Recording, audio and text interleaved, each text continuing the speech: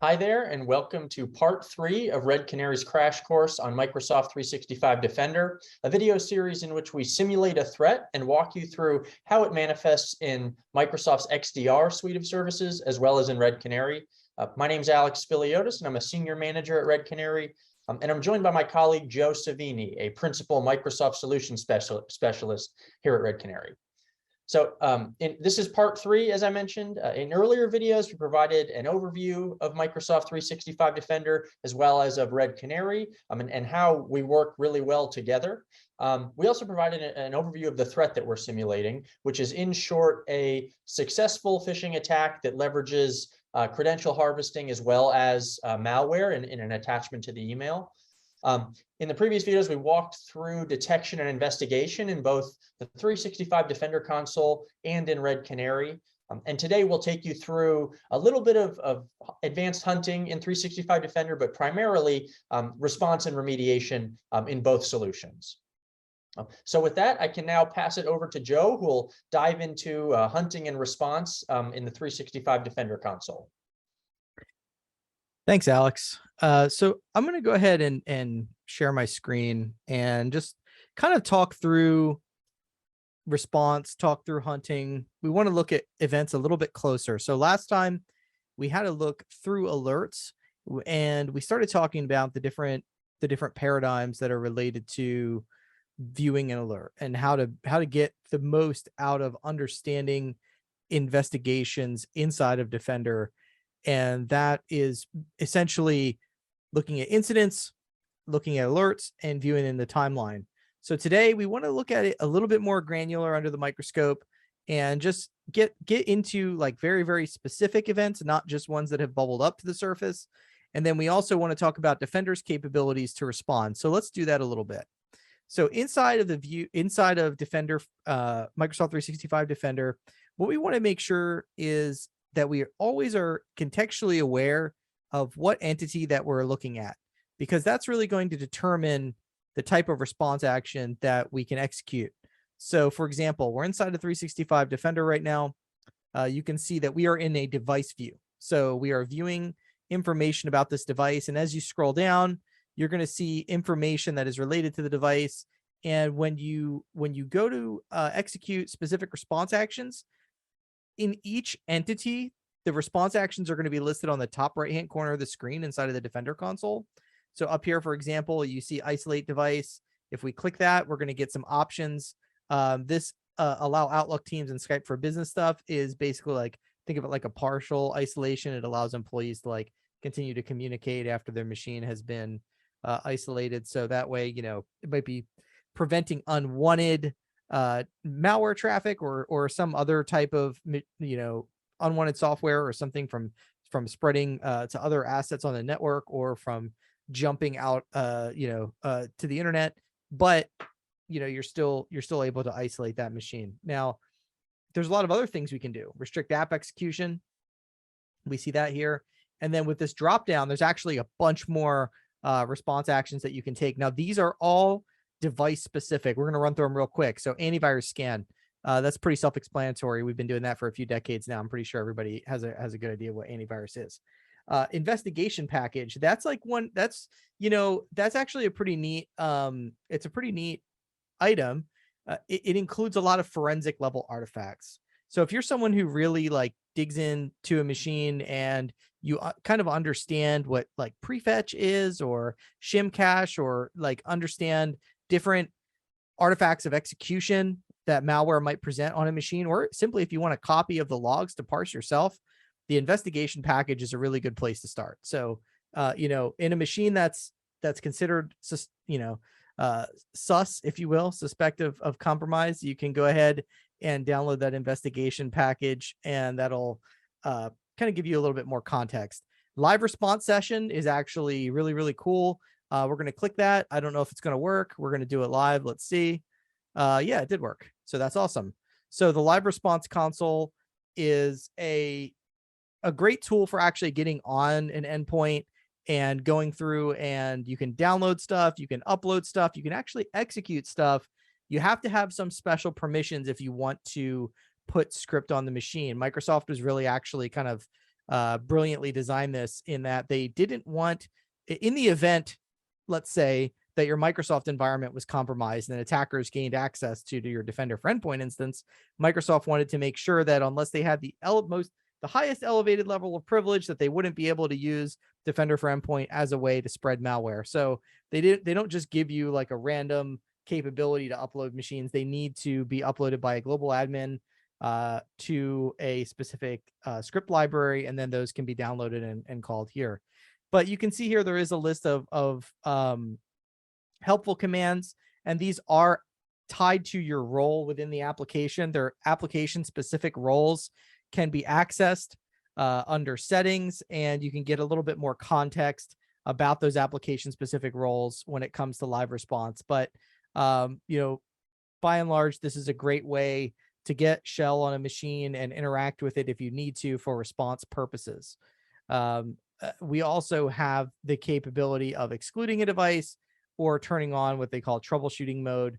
Both those tend to be a little less relevant in an IR use case, so we're not going to go too deep on those. Now, this is a device entity. So what if we have some other type of entity, right? Like isolate device, sure, that makes a lot of sense. But what if we're not talking about a device? What if we're talking about a file? What if we're talking about a network address? How does that work, and how does that look within MDE? So what we're going to do is we're going to go ahead and load up an alert, and we're going to grab some context for a separate type of entity. A good example of this could be a binary. So we're going to pick on like calc.exe. Let's see if we can get a little bit of information here. There's a device view. There's a device. Here we go. So this is this. So every time you have information about a entity, it's going to appear in the upper right hand side. So this is an alert, for example. How do you respond to an alert? You can create a suppression rule regarding an alert. You click on these. You can link an alert, or you can submit that alert, right? Here, whenever you see these, like you're going to want to go ahead and drop down on them to give you more information. There's probably a lot of stuff there that you didn't realize was there.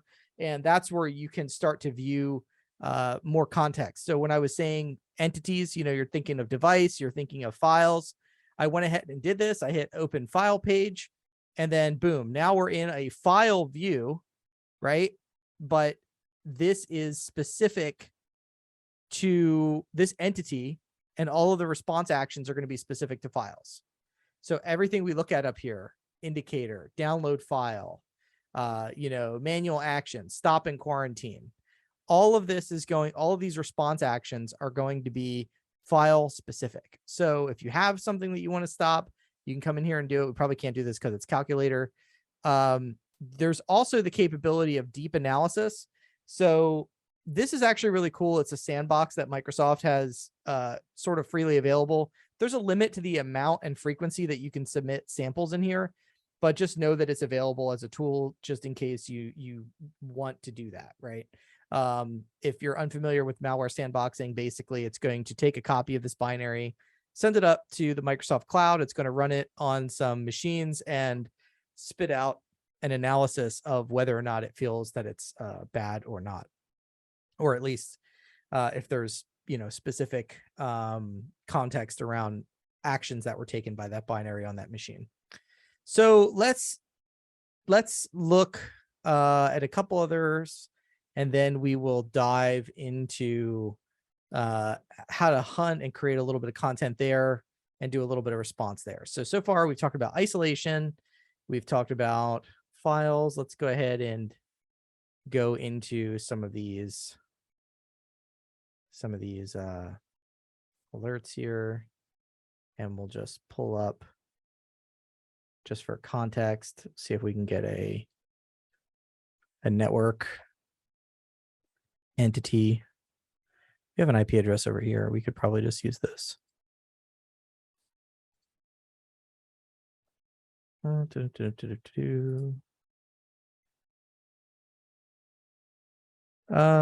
we go. So I'm just going to search in the console for this IP.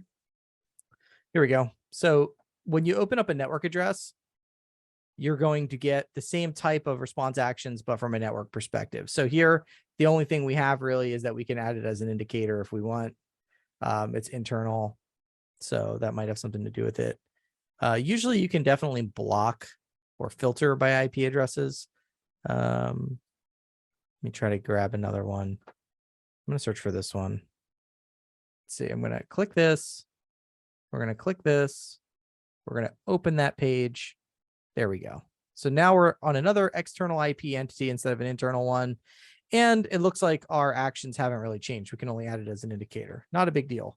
So let's dive into a little bit of advanced hunting. So this is an example here of a basic query. If you were to if you're like, Joe, that's a lot of stuff. How did all that stuff just get there? An easy way to get information or to just start hunting is to open your device page.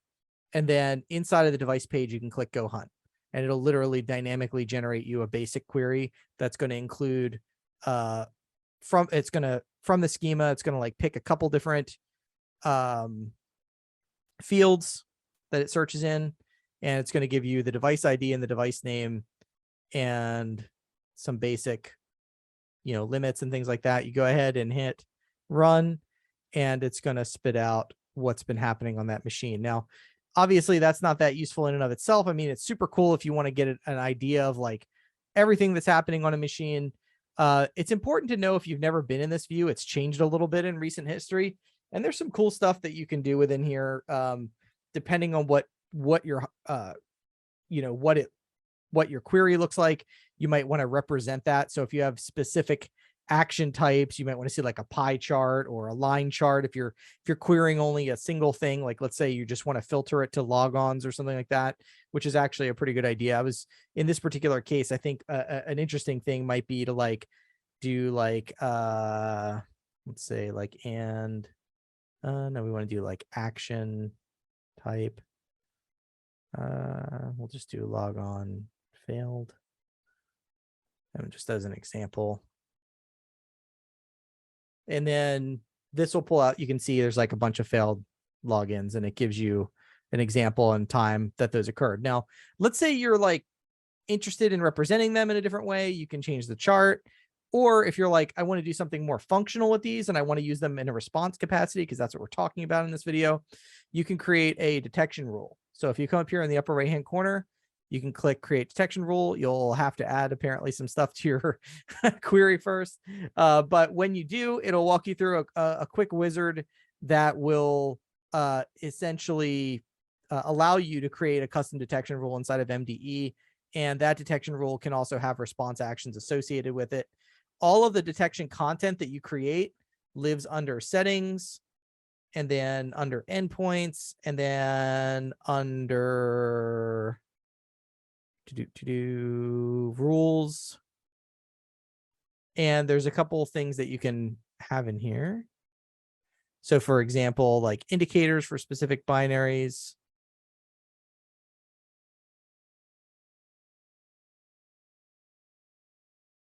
And content that you specifically create, or that you've designated as an indicator, will appear here.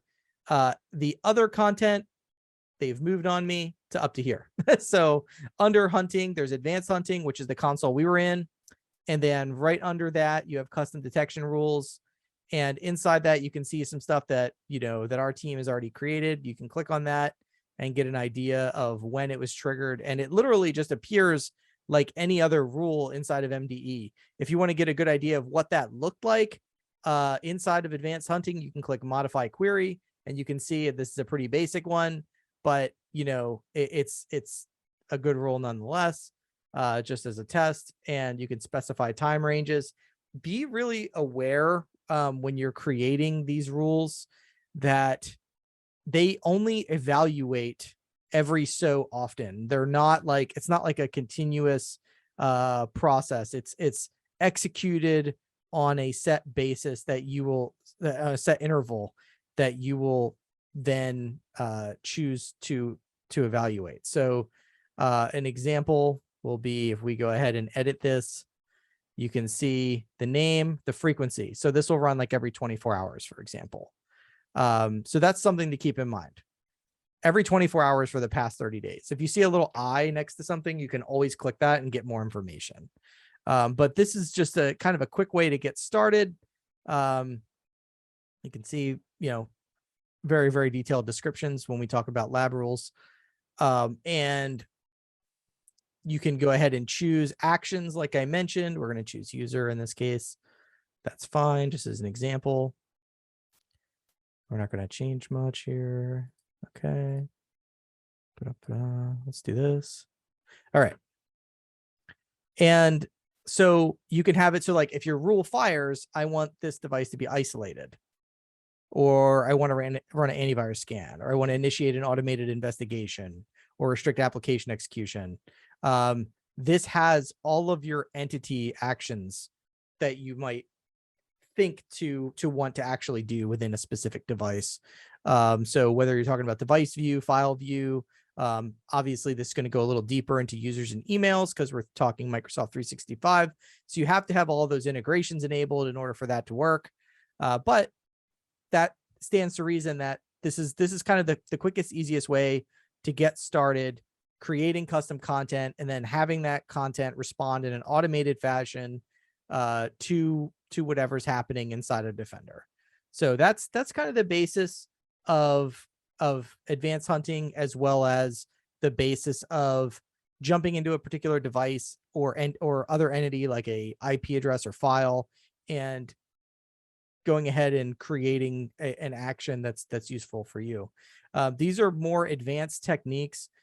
Most users, you probably won't need to do this. Microsoft comes with a lot of content out of the box that's generally pretty good. So, if you have specific use cases in mind, if you're part of an incident, if you have, if you're part of an investigation and you have specific TTPs that you need to translate into actionable rules or that type of content, or simply if you're just looking to pull on the right thread and a machine is suspicious and you want to dig through this information, keep in mind you're only going to get about, I believe, 30 days worth of information inside of advanced hunting. This will give you a good place to start to do that. So with all that being said, I'm going to go ahead and hand it off to Alex, who's going to dive into a little bit more of detection and response, but from the Red Canary portal, just so we can get an idea of how Red Canary extends the capabilities of Microsoft to be able to do some of this work. Awesome. Thanks a lot, Joe. So as Joe just showed you, you can create automated responses and do hunting in Microsoft 365 Defender. And here's how we do it in Red Canary. So this is our automation page, and kind of the highest level tenet of how we approach automation is just to keep things really simple. There are many benefits to simplicity, but chief among them is kind of removing the potential for problems with lots of complexity and fragility at scale. So many years ago, before we offered automated responses in our platforms, we had many customers using SOAR, dedicated SOAR tools, so security orchestration, automation and response tools. And they complained that these tools, while you could conceivably create a lot of custom playbooks and lots of complexity, it often was just kind of overwhelming and again, created problems at scale. So to combat that, we are really intentional about the types of automated responses that we enable, the products with which we integrate for automated responses, and then even our user interface. We want it to be super easy and intuitive to set up and create automated playbooks. So there are three key elements of automated response, or automated responses in Red Canary. The first are actions, so the actual measure that occurs when a playbook fires. Everything from sending an email to your team to sending a notification to your SIM to isolating endpoints. Those are actions. Playbooks are generally groups of actions. So a playbook could conceivably be one action for sure, but you could have a more multi-stage playbook where your team is notified, your endpoints are isolated, file hashes and IP addresses are banned. You receive a phone call based on the level of severity of the threat. You can create all that in Red Canary, and then a trigger is just what sets off a playbook to run.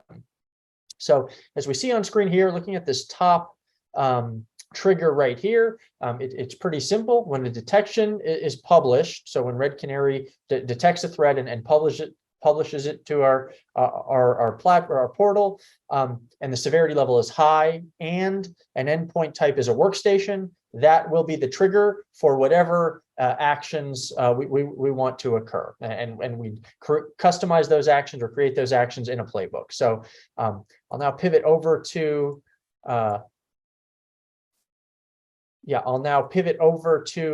this playbook, which is as you can see, has several actions that will occur when when the playbook runs. So endpoint isolation, IOC quarantining, IP address banning, app execution restrictions.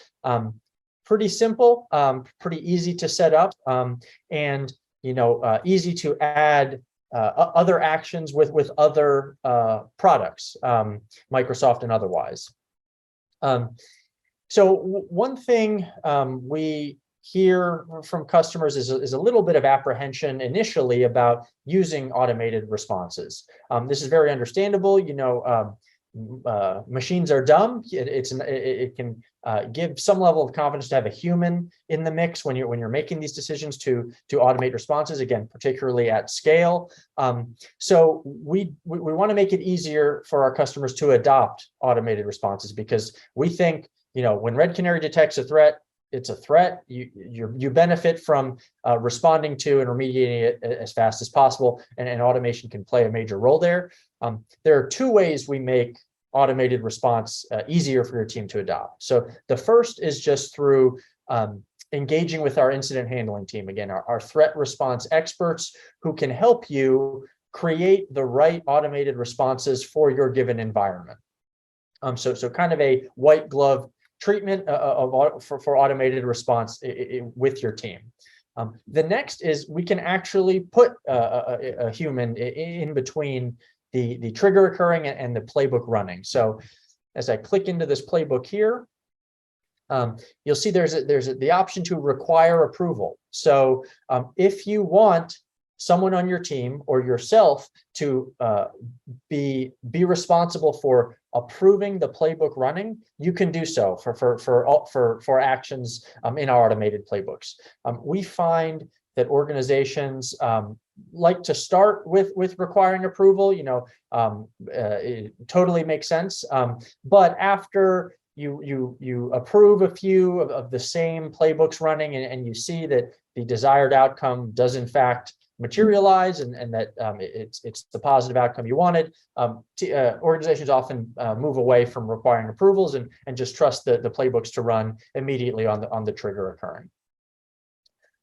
So now going back to the main automation page for this detection that I just published, or excuse me, that we just walked through, we connect the playbook that I just walked you through, and now when a high severity detection is published and it affects an endpoint workstation, these actions will automatically occur because they're part of the malware containment playbook. That does it for automated response in Red Canary. One thing I will say is that organizations also want us oftentimes they want our experts to actually do remediation for them. That's kind of a go beyond just the potential automated response capabilities, and we provide that service. So we have what we call active remediation, where our incident handling team provides hands-on keyboard remediation support on your endpoints.